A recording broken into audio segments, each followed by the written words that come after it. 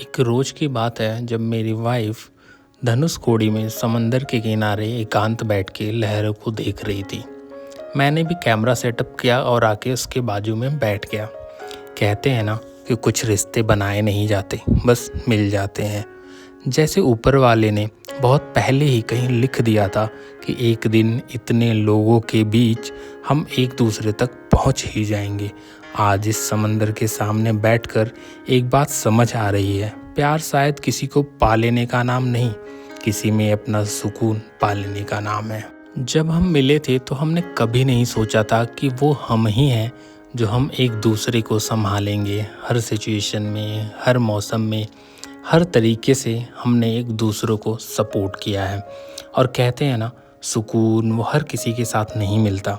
अजीब है ना, ये लहरें लगातार किनारों तक आती हैं फिर लौट जाती हैं, लेकिन कुछ लोग दिल तक आते हैं और वहीं ठहर जाते हैं। उसके साथ बैठकर लगता है कि ज़िंदगी को समझना ज़रूरी नहीं, महसूस करना ज़्यादा ज़रूरी है। शायद इसी को लोग दुआ का दूसरा नाम कहते होंगे, या शायद दुआ का पूरा होना भी कहते होंगे।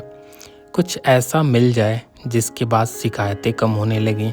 मुझे नहीं पता था आगे क्या लिखा है, लेकिन इतना ज़रूर चाहता हूँ कि जैसे आज ये हवा, ये समंदर और ये पल गवाह हैं, वैसे ही आने वाले हर मौसम में हम एक दूसरे के लिए सुकून बने रहें। क्योंकि प्यार सिर्फ साथ रहने में नहीं, एक दूसरों के अंदर भगवान की बनाई हुई खूबसूरती को भी देखना होता है। और अगर कभी आने वाले समय में सब कुछ बदल जाए तो बस इतना रहे, तुम्हारा सिर मेरे कंधे पर आज जैसे है वैसे ही रहे, और मेरे दिल में वही शांति जो आज महसूस हो रही है। कभी कभी सोचता हूँ कुछ लोग हमारी ज़िंदगी में अचानक नहीं आते, वे सही समय पर आते हैं। जैसे कोई प्रार्थना जिसने हमने कभी शब्दों में नहीं मांगा, लेकिन दिल ने हमेशा उसे महसूस किया है।